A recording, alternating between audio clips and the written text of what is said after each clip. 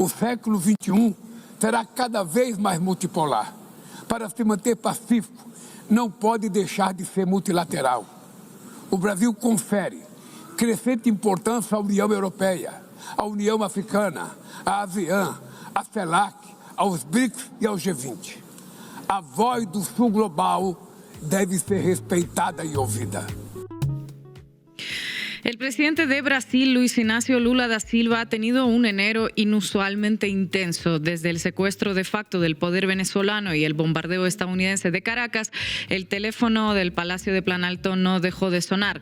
14 contactos con líderes mundiales en pocos días. Algunos medios detractores lo llamaron ofensiva diplomática.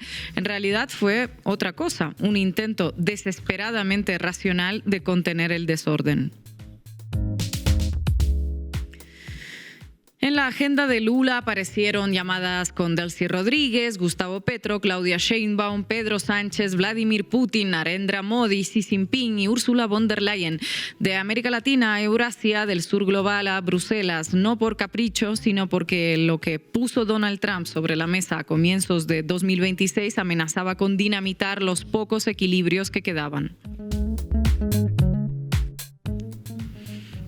La crisis de la ONU, la idea de un Consejo de Paz diseñado en Washington para Gaza, la escalada militar y el retorno explícito de la lógica imperial obligaron a Lula a hacer lo que hace desde hace décadas, hablar con todos para que no decidan unos pocos. No hay nada extraordinario en ello, lo extraordinario es el momento histórico en el que un gesto tan elemental como defender el multilateralismo parece subversivo.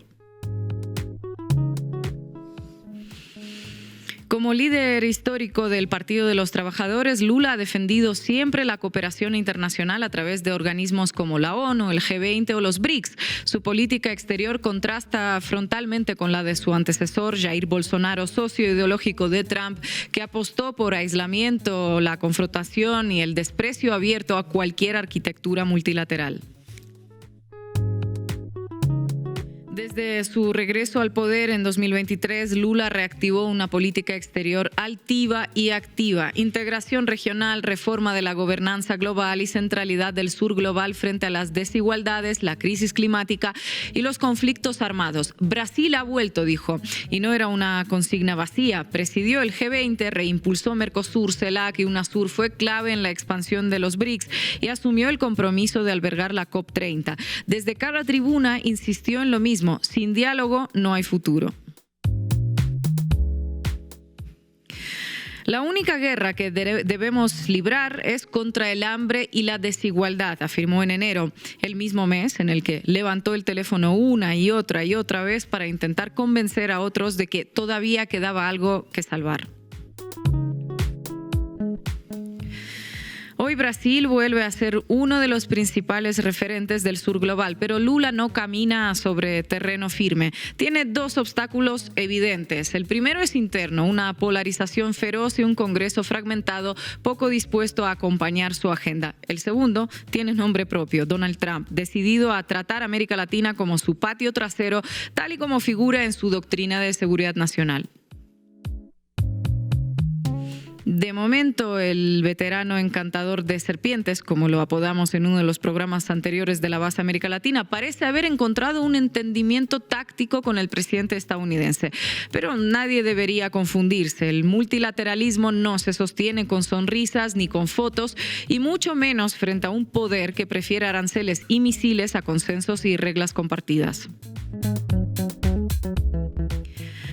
La pregunta sigue abierta. ¿Lograrán los esfuerzos de Lula preservar un orden global mínimamente equitativo o quedarán sepultados bajo tomahawks y sanciones? El camino es empinado y el contexto hostil. Pero mientras otros se apresuran a dinamitar lo poco que queda, Lula insiste en recorrerlo. Y en estos tiempos, insistir en el multilateralismo ya es en sí mismo un acto de resistencia. Hoy en la base América Latina hablamos de Lula da Silva como uno de los pocos adeptos fieles del multilateralismo. Bienvenidos y bienvenidas. La base América Latina.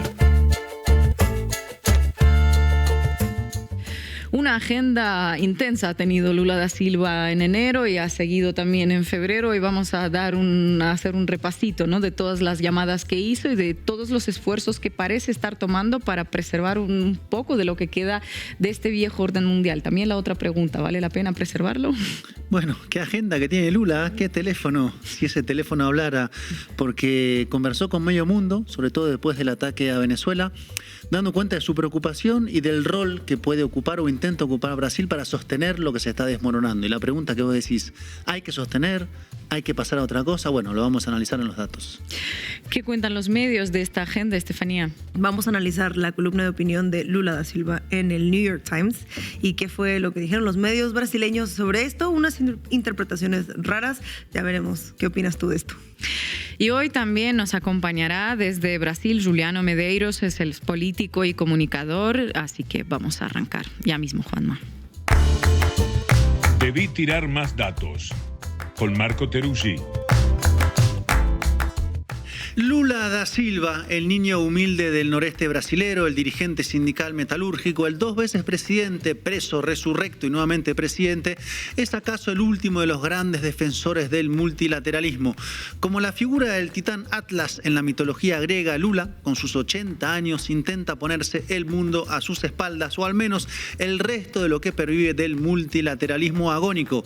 Aunque claro, a diferencia de Atlas, no se trata de un castigo de los dioses, sino de una opción geopolítica que no es nueva para el presidente de la primera potencia latinoamericana. Lula siempre intentó jugar con un pie en cada lado de un mundo que se separa y cuya gramática es cada vez más bélica, con más armas y menos acuerdos. Y si esa mirada de no alineamiento activo o equidistancia estratégica de todas las partes no es nueva, sí tuvo un punto de inflexión el 3 de enero pasado con la agresión militar de Estados Unidos a Venezuela. Como si las bombas que cayeron sobre Caracas hubieran caído también sobre la diplomacia brasileña. No era para menos en vista de lo que pasó, el primer bombardeo de Washington en Sudamérica, en un país que comparte además 2.200 kilómetros de frontera con Brasil y un secuestro presidencial. Lula fue de hecho uno de los primeros presidentes, si no el primero, en hablar con Delcy Rodríguez ese mismo sábado 3 de enero, cuando todo era humo, crisis y confusión en Venezuela. Y a partir de ahí comenzó una maratón de llamadas telefónicas y reuniones presidenciales con el propio Lula a la cabeza. 14 llamados presidenciales y 4 reuniones con mandatarios en el lapso de un mes, del 3 de enero al 3 de febrero. Y fueron conversaciones en todas las direcciones, hacia el norte global, el sur global, América Latina y el Caribe, incluida además la participación en el llamado Fórum Económico Internacional de América Latina, que se hizo en Panamá con la presencia de 7 presidentes de esta región. A lo que se suma el viaje de este mes de febrero de Lula a Corea del Sur, a la India y tal vez posteriormente, según se anunció, a Estados Unidos. Lo que se llama hablar con todos y estar en todas partes. Si te parece, Marco, reconstruyamos esas llamadas telefónicas para analizar cómo se está moviendo Lula como uno de los últimos guardianes del orden multilateral, siempre teniendo en mente la pregunta de si aún se puede salvar ese orden internacional que se estructuró a partir de la Segunda Guerra Mundial. O diría más, si es necesario intentar salvar o arreglar ese orden en estos momentos, o eso ya es quedarse atados a un mundo que no está más.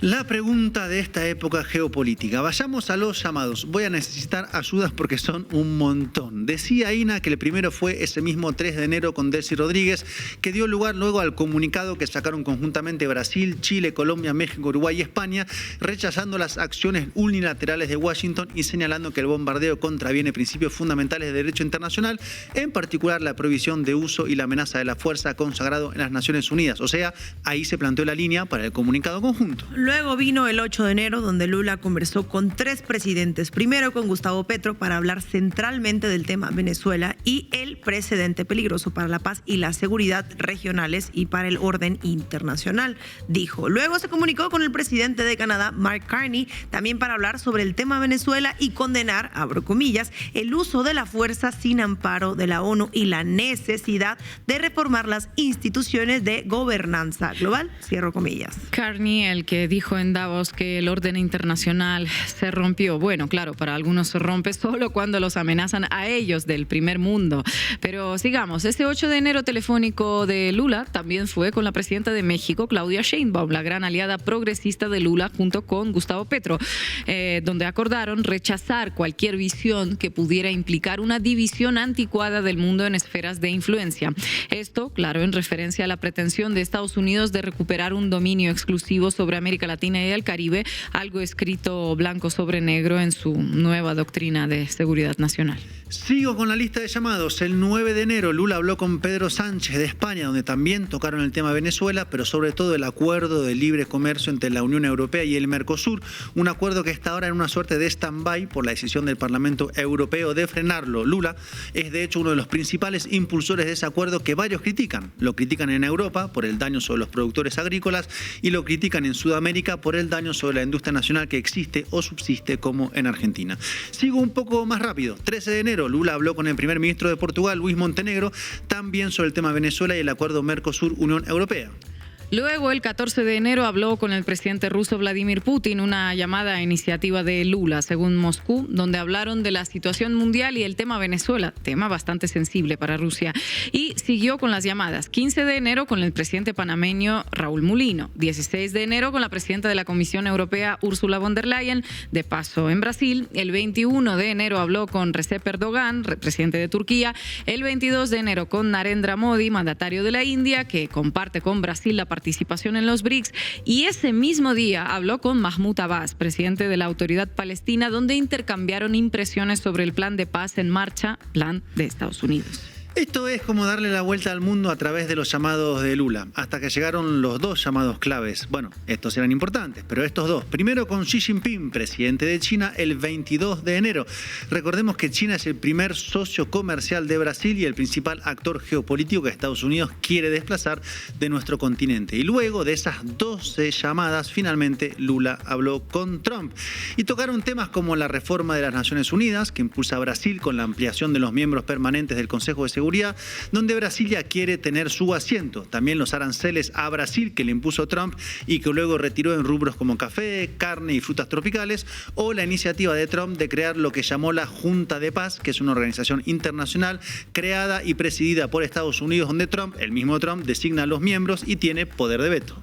Una organización de Trump y sus aliados, subordinados y aplaudidores que lo rodean y le dan palmaditas de campeón. Algo así, ya les contaré más adelante. Una iniciativa que justamente viene a poner otro certificado de defunción del orden internacional, donde Estados Unidos le quita respaldo a Naciones Unidas y crea una suerte de ONU propia, solo que con quienes están alineados a sus políticas internacionales. Y termino brevemente con las llamadas y reuniones para luego escuchar algunos planteos de Lula y entrarle a la pregunta de esta sección que decía Estefanía, si tiene sentido o no intentar retener una arquitectura de un orden mundial que a todas luces feneció o está en pleno proceso de fallecimiento. Sigo entonces. Lula habló con el presidente francés, Emmanuel Macron, el 27 de enero, en una postura compartida de fortalecer Naciones Unidas en el contexto de la propuesta de Trump de su Junta de Paz y el bombardeo a Venezuela. Y luego ese mismo día se reunió con el presidente electo de Chile, el derechista, o mejor dicho, pinochetista, José Antonio Kast, que está por asumir en marzo. Chile es importante, hay que recordar, para Brasil por los llamados corredores bioceánicos que unen por tierra la costa del Atlántico, o sea, Brasil, con la costa Pacífico, donde Chile tiene su fachada marítima.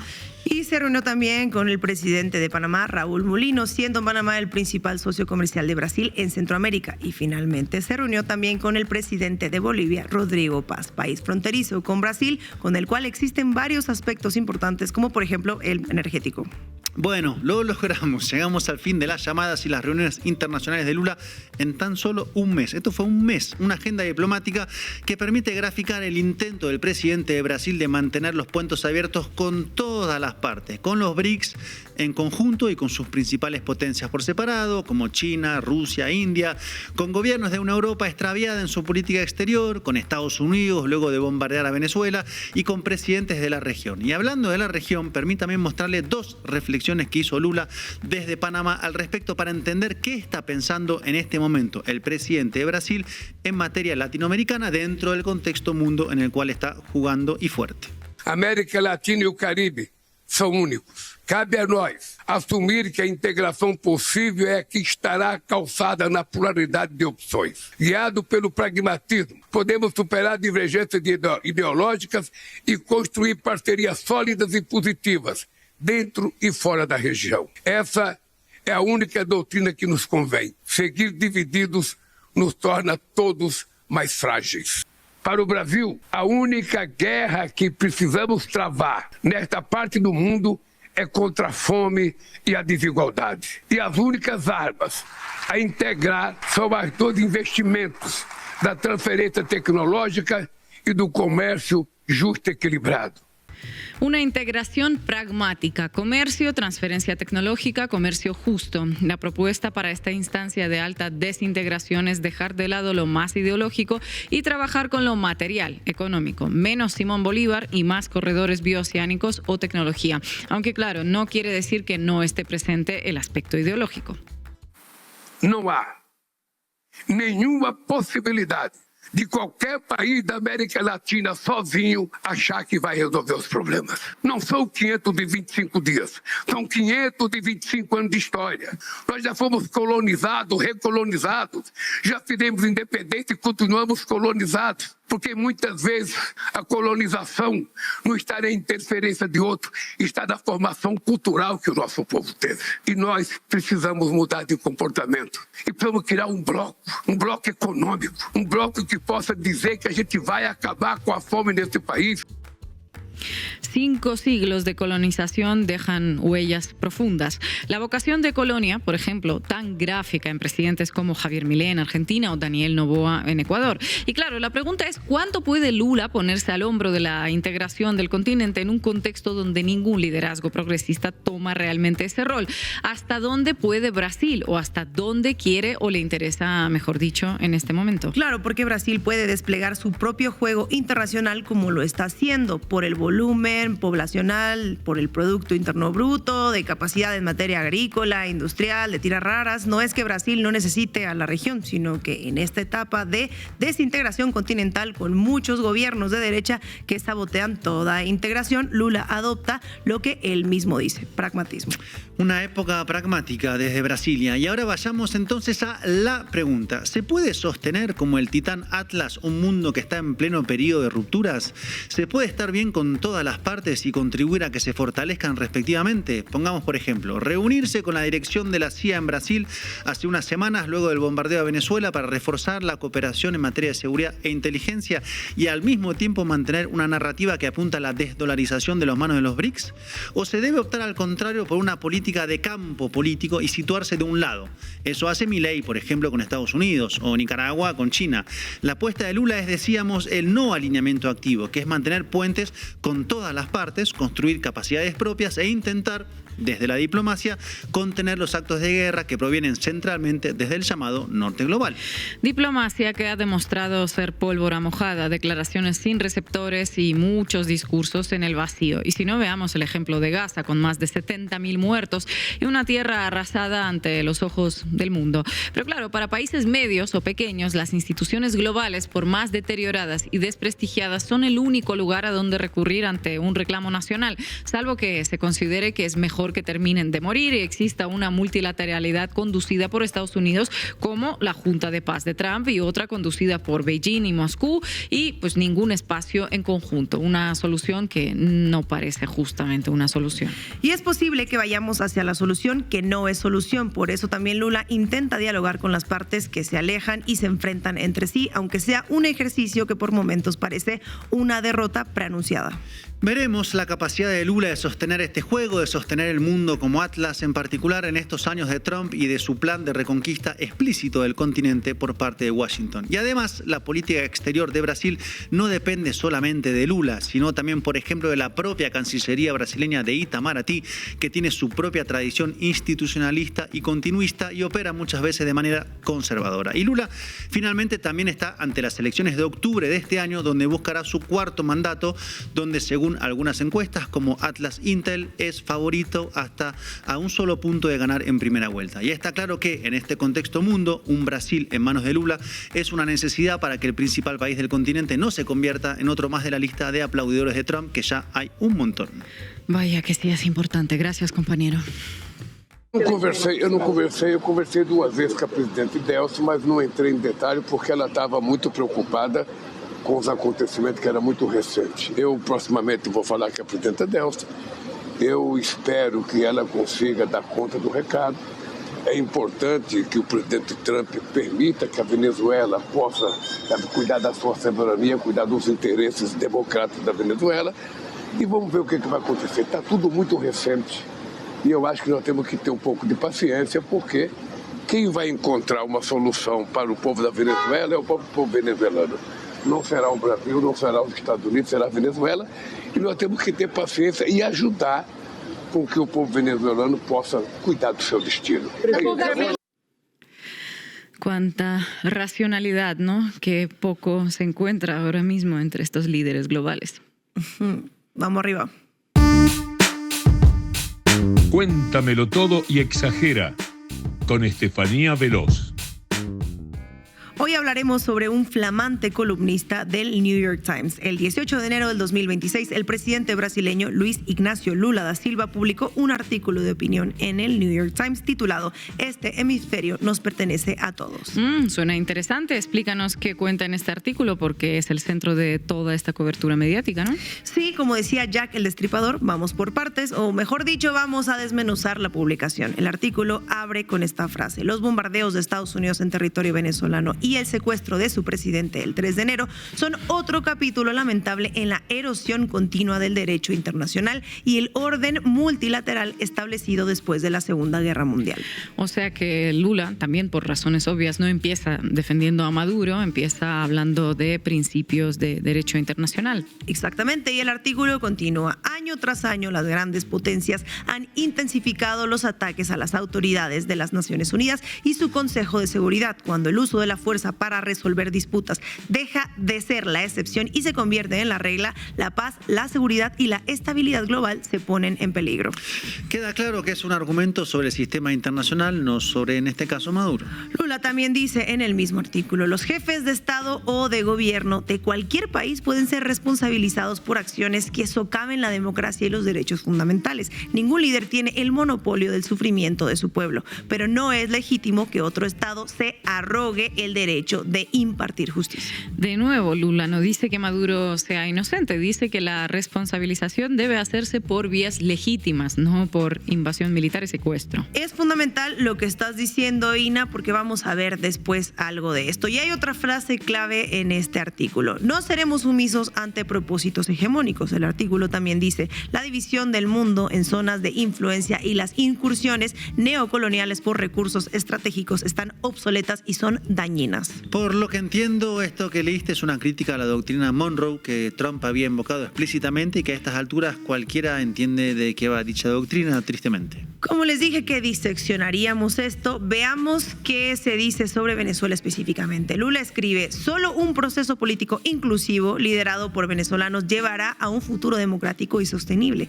Esta es una condición esencial para que los millones de venezolanos, muchos de los cuales están temporalmente refugiados en Brasil, puedan regresar a casa de forma segura. Entonces, poca defensa de Maduro veo yo aquí. Defiende el principio de que el futuro de Venezuela sea decidido por los venezolanos y no impuesto desde afuera. Y este artículo de opinión cierra con: es con este espíritu que mi gobierno ha entablado un diálogo constructivo con Estados Unidos. Somos las dos democracias más pobladas de las Américas. En Brasil estamos convencidos de que unir nuestros esfuerzos en torno a planes concentrados de inversión, comercio y combate al crimen organizado es el camino a seguir. Solo juntos podemos superar los desafíos que aquejan a un hemisferio que nos pertenece a todos. O sea que el artículo no es antiestadounidense. Incluso se podría interpretar que Lula termina pidiendo alguna cooperación con con los Estados Unidos. Sí, se podría interpretar. Y les menciono todo esto porque fue un texto muy leído en muchos lados, sobre todo en Brasil. Y ahora vamos a ver cómo los medios cubrieron este artículo. Pero antes, Ina, explícanos qué tipo de medio es la Gaceta de Povo, que aparece mucho en esta cobertura. Bueno, veamos. La Gaceta de Povo es un periódico de Curitiba, en el sur de Brasil. Originalmente era un diario regional tradicional, fundado en 1919, hace más de 100 años, pero en 2015 dio un giro editorial muy marcado hacia la derecha conservadora, autodefiniéndose como la voz del conservadurismo brasileño. De hecho, para sorpresa de nadie, su presidente, Guilherme Cunha Pereira, es miembro numerario del Opus Dei. El medio fue el primero en publicar artículos del futuro canciller de Bolsonaro, Ernesto Araujo, incluyendo uno defendiendo la crítica al comportamiento homosexual. Es importante saber esto porque cuando la Gaceta presenta sus titulares como noticias objetivas, en realidad tiene una línea editorial muy definida que favorece posiciones conservadoras y una visión geopolítica muy estadounidense. ¿Y qué son O Globo, Folha y Estadão? Un poco se le parece, ¿no? Bueno, qué bueno que lo mencionas, porque los tres grandes periódicos tradicionales de Brasil son históricamente la voz de la burguesía financiera. Los tres tienen líneas editoriales de centro-derecha, pero son considerados medios tradicionales a diferencia de Gaceta de Povo, que es más abiertamente ideológico. Digamos que está dando la batalla mediática por el Opus Dei. Ahora veamos la cobertura de otros medios. Bloomberg tituló: Lula de Brasil arremete contra el ataque de Trump a Venezuela en el New York Times. Fíjense en el verbo arremeter, que significa atacar con fuerza, dar un golpe. Ya, Lula escribe un artículo hablando del derecho internacional, cita la Carta Fundacional de las Naciones Unidas, propone una amplia cooperación con Estados Unidos y Bloomberg lo presenta como si Lula estuviera arremetiendo y pataleando. Bloomberg es propiedad de Michael Bloomberg, ya lo sabemos, multimillonario con un patrimonio de $106 mil millones. No es un medio cualquiera, es un medio financiero con intereses específicos en el orden económico global. Time Magazine publicó cómo el mundo está reaccionando a la captura estadounidense de Nicolás Maduro. La nota cita a Lula: atacar países es flagrante violación del derecho internacional y es el primer paso hacia un mundo de violencia, caos e inestabilidad donde la ley del más fuerte prevalece sobre el multilateralismo. En la nota, Time agrupa las reacciones de Brasil, Colombia, México, junto con Rusia y China como países que condenaron la intervención, y esto crea la impresión de que solo los adversarios de Estados Unidos criticaron esta acción. Axios publicó: líderes globales denuncian ataque militar de Estados Unidos en Venezuela tras la captura de Maduro. Esta nota cita la declaración inicial de Lula: estos actos representan una afrenta gravísima a la soberanía de Venezuela y otro precedente extremadamente peligroso para la comunidad internacional. Axios también reporta que la portavoz de la ONU dijo que la ONU está profundamente alarmada y que los desarrollos constituyen un precedente peligroso y hay preocupación porque las reglas del derecho internacional no han sido respetadas. A ver, la posición de Lula es idéntica a la posición de las Naciones Unidas, pero curiosamente cuando los medios hablan de Lula usan verbos como slams, arremete. Cuando hablan de la ONU, pues usan un lenguaje más neutro, ¿no? ¿Por qué será? El Washington Post publicó actualizaciones en vivo de Estados Unidos y Venezuela. Maduro llega a Nueva York. Trump dice que Estados Unidos gobernará el país. Noten el contraste. Trump dice literal, vamos a gobernar el país, y el Washington Post lo pone entre comillas simples, factualmente, sin adjetivos como controversial o aparente violación de la soberanía venezolana. Pero cuando Lula dice que esto viola el derecho internacional, los medios usan arremete y condena verbos con carga emocional negativa. Defender normas internacionales es presentado como agresivo y violar normas internacionales es presentado como algo, pues, factual, un hecho. Ahora vamos con la prensa brasileña. Estadão de São Paulo publicó un editorial el 16 de enero del 2026 titulado Lula, Maduro y Trump, donde dice textualmente: al final de una larga reunión de emergencia de la cúpula del gobierno, descrita por participante como un desfile de dudas, la montaña parió un ratón, una nota floja y tímida en la que Plan Alto ni siquiera se arriesgó a mencionar los nombres de Trump y de Maduro.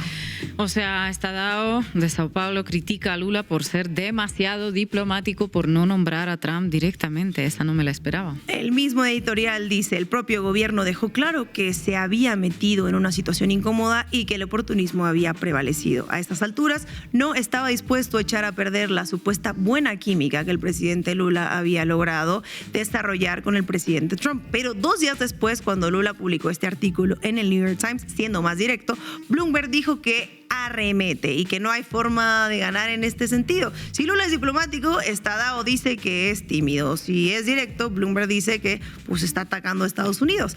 Volviendo a Gaceta de Povo, como mencionaba Ina hace un rato, ellos publicaron: la diplomacia de Lula fracasa con la caída de Maduro y es ignorada por Estados Unidos. La nota cita a un analista, comillas, Lula se colocó como alguien que podría resolver un conflicto histórico con una cervecita, ofreció mediación y nadie lo tomó en serio. Ahora con Estados Unidos y Venezuela no será diferente. Ese tono despectivo ridiculiza, claro está, la diplomacia de Brasil. Pero fíjense en la lógica invertida. Estados Unidos actúa unilateralmente sin consultar a nadie, viola el derecho internacional según la propia ONU, y la Gaceta presenta esto como un fracaso, pero de Brasil. Ya, como decir que un bombero fracasa, pues porque un grupo de pirómanos deciden quemar edificios sin avisar a nadie, ¿no?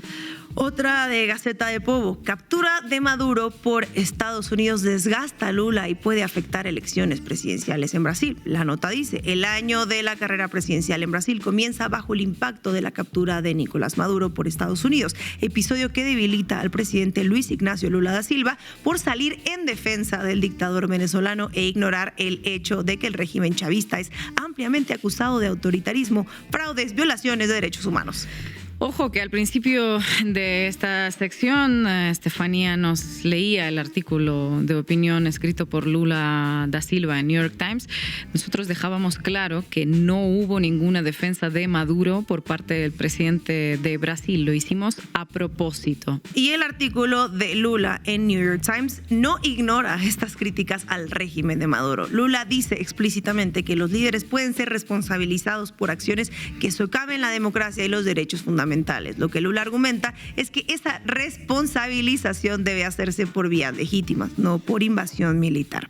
CNN de Brasil publicó: ataque a Venezuela tensiona aliados de Lula que temen impacto en el 2026. La nota dice, la tesis es que un tensionamiento de la relación con el gobierno norteamericano podría resultar, por ejemplo, en un endoso de Trump al bolsonarismo en la disputa por el Palacio de Planalto.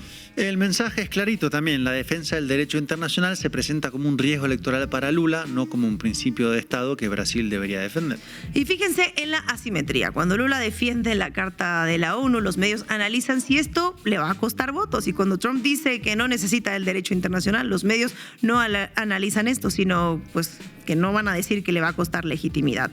Para cerrar con los medios estadounidenses, The Hill publicó: Brasil reafirma su peligrosa alianza con Irán, Rusia y China. La columna empieza así: el presidente de Brasil, Luis Ignacio Lula da Silva, es un defensor principal de tiranos y terroristas en América Latina. Y cuando menciona el artículo de Lula en el New York Times, dice, nunca mencionó los casi 10.000 venezolanos muertos durante la década del régimen de Maduro, ni el exilio forzado de más de 8 millones de personas. Solo le importan sus amigos y sus aliados. Pero el artículo de Lula sí que menciona a los refugiados venezolanos en Brasil. Dice literalmente que más de 1 millón de venezolanos están refugiados en Brasil y que un proceso político inclusivo es necesario para que los millones de venezolanos refugiados puedan regresar a casa de forma segura. The Hill simplemente miente sobre el contenido del artículo, que además se puede leer. ¿Qué sentido tiene eso?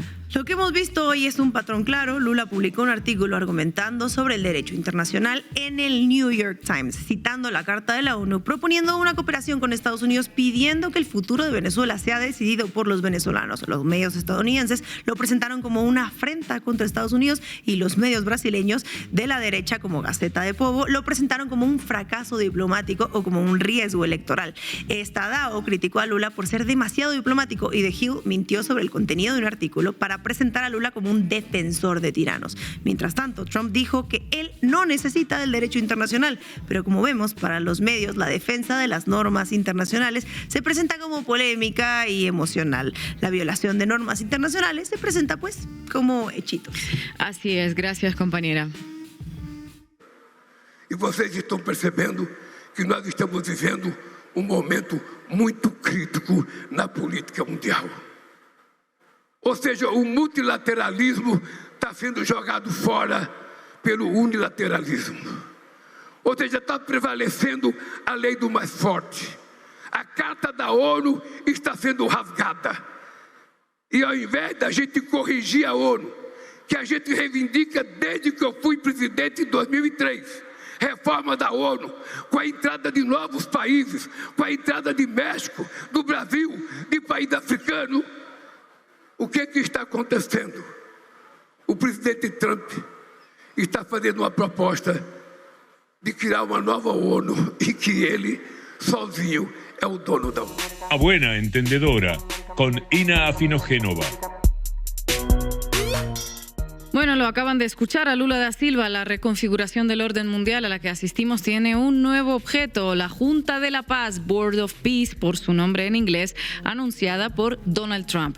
Digo objeto porque, como iremos viendo, nadie sabe qué es exactamente y parece que de eso se trata el juego, generar confusión. Se la señala como un intento de reemplazar a la ONU y el propio Trump alienta esa idea. A su vez, si miramos su composición, más que la ONU parece ser el Salón de Mar-a-Lago. ¿Qué es lo que conocemos hasta el momento en concreto? La Junta de la Paz publicó su acta constitutiva, una suerte de reglamento con el cual se va a regir, y en uno de sus puntos señala que Donald J. Trump servirá como presidente inaugural de la Junta de Paz y servirá por separado como representante inaugural de los Estados Unidos de América. La presidencia de esta junta no es para Estados Unidos, es para Trump a título individual. Si Estados Unidos tuviera, como algún día tendrá otro presidente, la junta seguiría estando encabezada por Trump. El reglamento prevé que la presidencia solo será reemplazada si Trump renuncia o si queda incapacitado para ejercer el cargo. Ya, me quedo más tranquila si ahora está súper capacitado. Por debajo del propio Trump aparece la mesa ratona de Mar-a-Lago, el comité ejecutivo que, según señala el reglamento, será seleccionado por el presidente. ¿Quiénes lo integran? Hay 2, tal vez 3 figuras importantes y 4 de relleno. En la mesa está el yerno de Trump, Jared Kushner, y también su amigo y negociador en Medio Oriente y en Rusia, Steve Witkoff. El denominador común es que los dos son inversores inmobiliarios. Un tercer nombre es Mark Rowan, quien actualmente es el CEO del fondo de inversiones Apollo Global Management, un nombre que tenemos que anotar. Hace unos días mencionábamos a este mismo fondo de inversión, ya que aparece en los archivos Epstein por haberle pagado $140 millones al proxeneta por sus servicios en el armado de una estructura jurídica opaca para evadir impuestos. Y junto a ellos está el secretario de Estado Marco Rubio y un integrante del Consejo de Seguridad Nacional llamado Robert Gabriel. Hay 2 figuras para disimular que esto no se trata de la mesa ratona de Mar-a-Lago y aportar una pátina de multipolaridad. El ex primer ministro de Gran Bretaña, Tony Blair, y a Jay Banka, que es un empresario indio estadounidense que actualmente dirige el Banco Mundial. La imprecisión de las funciones de esta Junta de la Paz le permiten actuar en cualquier ámbito que lo considere oportuno. Sin embargo, en esta etapa su foco está puesto en Gaza. Por eso, para entender de qué va esta Junta, conviene recordar la publicación que realizó Donald Trump en sus redes sociales durante el año pasado. Dice más que cualquier reglamento. El vídeo le da sentido a la lista de integrantes de esta Junta de la Paz. 3 inversores inmobiliarios, contando al propio Trump y al CEO de un fondo de inversiones. El primer plan de la Junta de la Paz no es otra cosa que construir un resort de lujo en aguas del Mediterráneo asentado sobre los huesos del pueblo palestino. La presentación oficial de la Junta de la Paz se realizó durante el foro de Davos hace un mes. Una de las pocas virtudes, tal vez la única que tiene el gobierno de Trump, es que disimula menos que los gobiernos estadounidenses anteriores. Durante la presentación, Trump se refirió al origen de la iniciativa y no ocultó que se trata de eso, y solo de eso, desarrollos inmobiliarios. This is a great location. It all begins, I'm a real estate person at heart, and it's all about location. And I said, look at this location on the sea. Look at this beautiful piece of property, what it could be for so many people. It'll be so great. People that are living so poorly are going to be living so well. But it all began with the location. That's the vision. They look out on the waters, and very few places are like it.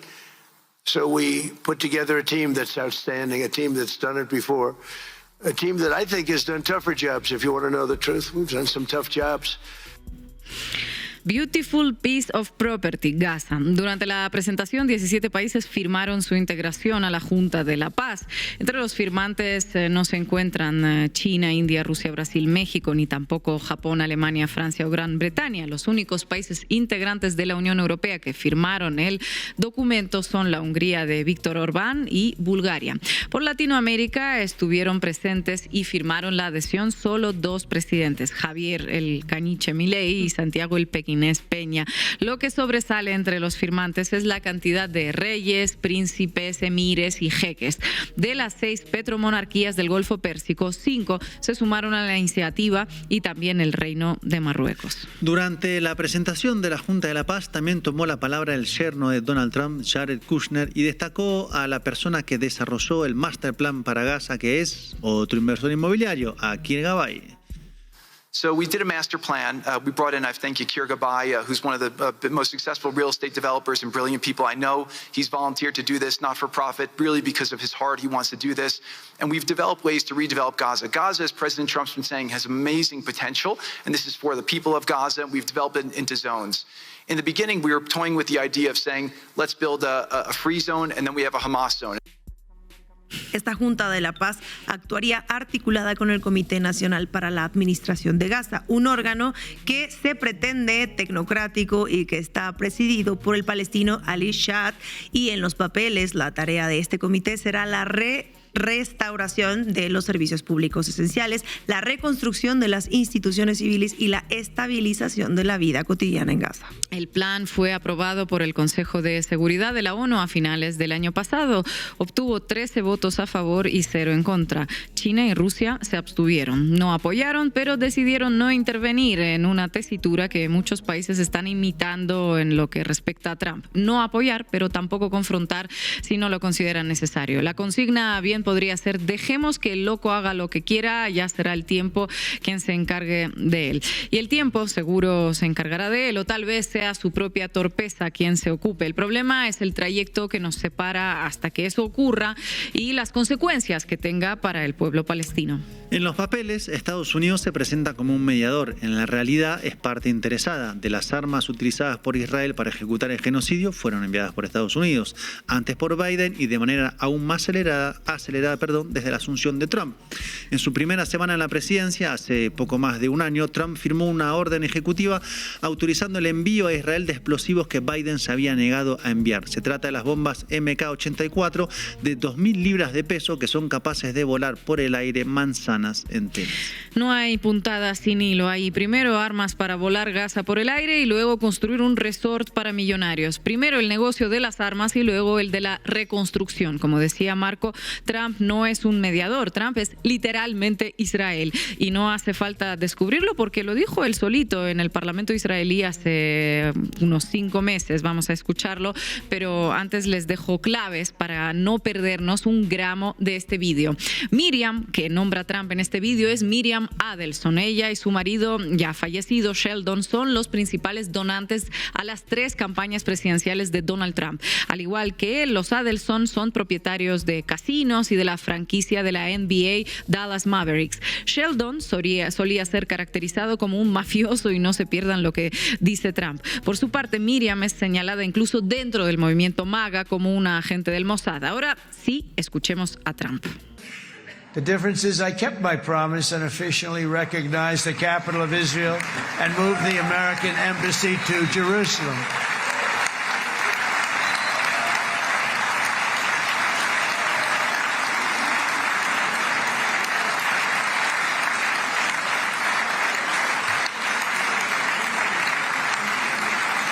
Isn't that right, Miriam?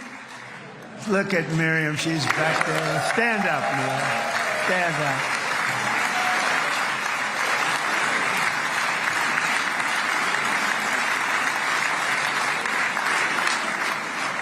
Miriam and Sheldon would come into the office. They'd call me.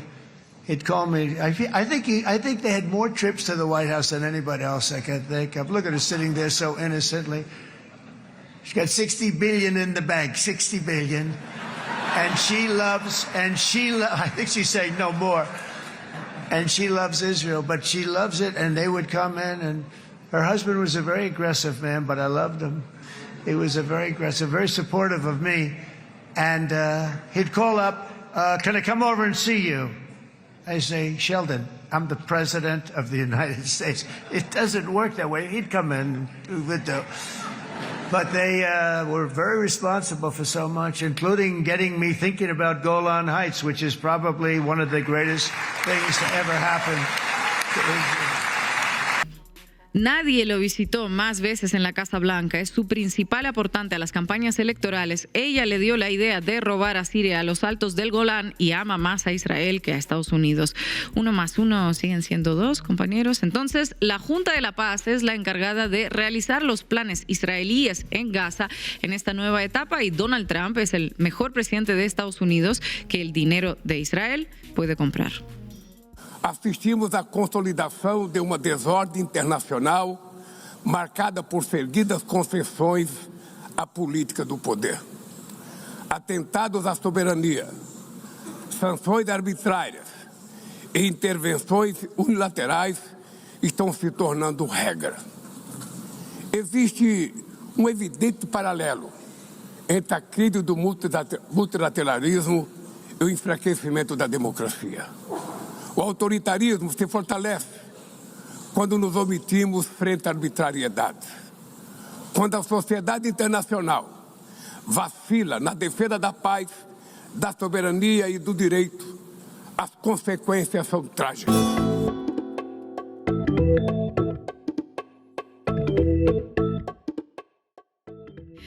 Y hoy nos acompaña Juliano Medeiros. Él es político, comunicador brasileño y también presentador de La Base Brasil. Juliano, muchas gracias y bienvenido a La Base América Latina. Hola Ina, hola colegas de La Base América Latina. Un gusto estar con ustedes. Juliano, ¿cómo evalúas tú estos esfuerzos de Lula por mantener lo que pues no queda destruido del multilateralismo en este momento histórico, ¿no?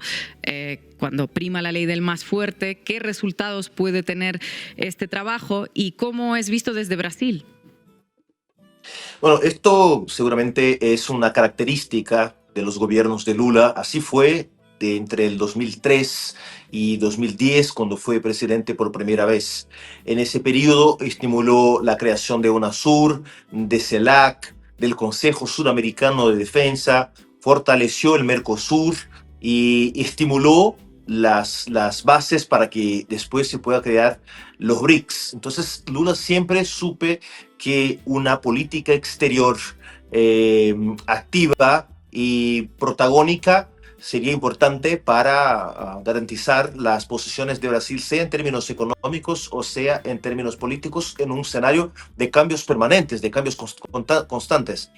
Bueno, en este tercer gobierno, que empezó el 1 de enero del 2003, la característica se ha mantenido. O sea, Lula ha buscado también mantener el protagonismo del país, que es la más importante economía y que concentra 50% de la población de Sudamérica, 50% de la región amazónica, y que es la economía más importante de Sudamérica. Entonces, mantener el protagonismo de Brasil es también garantizar las condiciones para que Brasil tenga alternativa. Un ejemplo, cuando los aranceles fueron impuestos por Trump de unos 50%, los aranceles en ese momento más altos del mundo eran los de Brasil, supuestamente con la excusa de que el sistema de justicia en Brasil estaba persiguiendo el expresidente Bolsonaro, acusado de golpismo y condenado